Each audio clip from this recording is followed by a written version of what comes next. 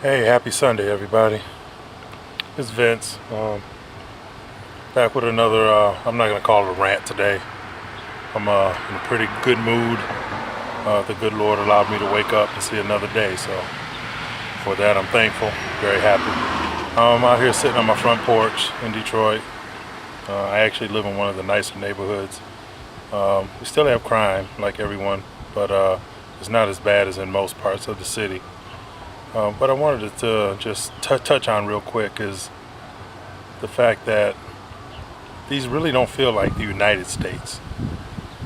You know, some of you will understand what I'm saying. Um, I never could understand, ever since I was a little boy, as to how we were called or are called the United States of America when none of the 50 states are united. Um, Not all 50 states follow the Constitution of the United States. So right there, you know, we really shouldn't be called the United States. We should be called maybe the Ununited States of America, because that's exactly what we are right now.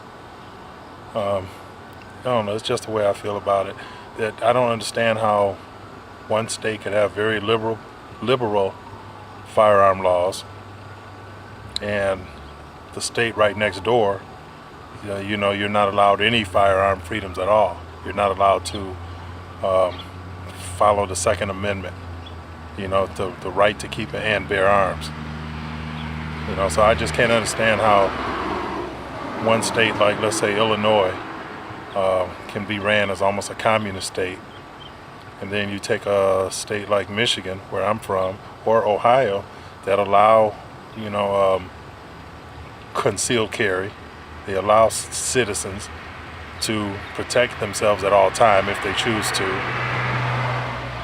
which is the Second Amendment. And that protection should be against not only criminals but also government entities if need be. I'm not at all advocating, you know, having shootouts with the government or whatever, but I'm saying if the government ever decides to turn on its people, we should be armed and ready. You know, I never looked at the militia that are around the country as anything bad or negative. I never looked at the militia as any type of terrorist group, because they're not a terrorist group. The KKK was a terrorist group. Okay, let's keep it real. And matter of fact, the U.S. never had a war on terror against the KKK. You know, and they're still quite active today. So that's another whole video. Let me get off that. But I just can't understand how one state could have such vastly different laws than the next state, and then have laws that supersede federal law. You know, for what I gather and the way I feel, you know, there should be the federal law. If the federal government in the Constitution says that, one, we are allowed the right to keep and bear arms and concealed carry or open carry. You know, we shouldn't even, you know, we shouldn't have to pay for permits to carry our guns. You know, we shouldn't have to register our weapons. You know, that's all bullshit. It's just all ways of making money and keeping track of, you know, what you shouldn't have to keep track of what law-abiding citizens are doing. Yeah, I just can't understand how a state can pass a law that oversteps a federal law. You know, I just can't understand that. Here in the state of Michigan, for example, cities a few years back were trying to stop people from open carrying. They were actually arresting people and fining them for open carrying. But then the state said, oh no, you can't do that, because state law says that as long as you legally own that firearm, you can open carry that firearm all you want.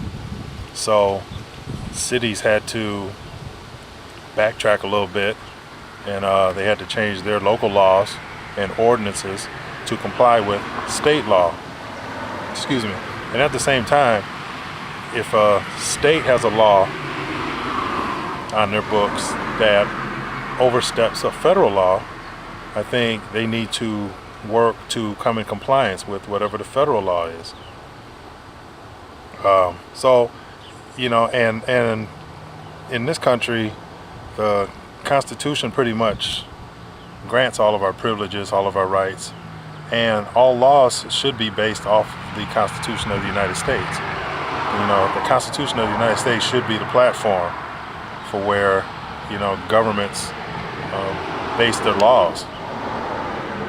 If they just did that and stopped trying to be so tyrannical, stop trying to be, rulers instead of government leaders, then we would be in a whole lot better shape. These are just my thoughts. I just wanted to put something on tape before I lost my train of thought. But as always, oh, another thing. On my video that I posted about Bloomberg and how I went off, thank you for the great response on that.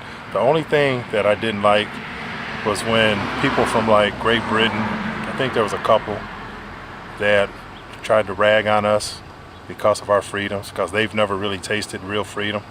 So they don't know what it really tastes like or what it feels like to be, free. And I really don't call us totally free yet, but we're a lot freer than every other country on the damn planet. So they don't know what it feels like, I guess they're still kind of pissed because they lost the war, and we ended up kicking their asses back. But I just hate it when people from other countries, try to tell us what to do, try to set policy that complies with their way of thinking or their ideologies. It just doesn't work. It's not going to fly. Not in my lifetime, if I could help it.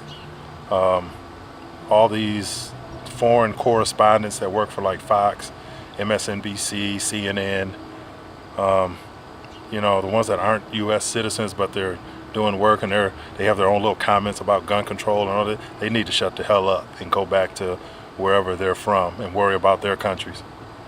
If they don't like the fact that we have somewhat liberal gun freedoms here, because the guns are part of our culture, whether they like it or not.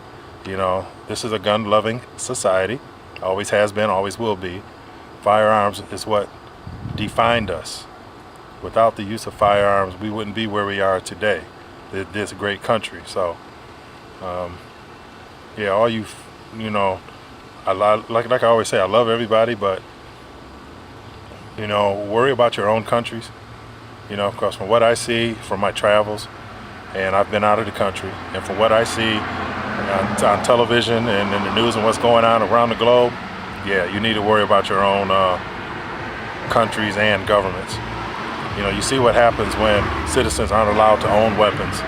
You look throughout the Middle East, some countries in South America, and another point before I have to go, think about this.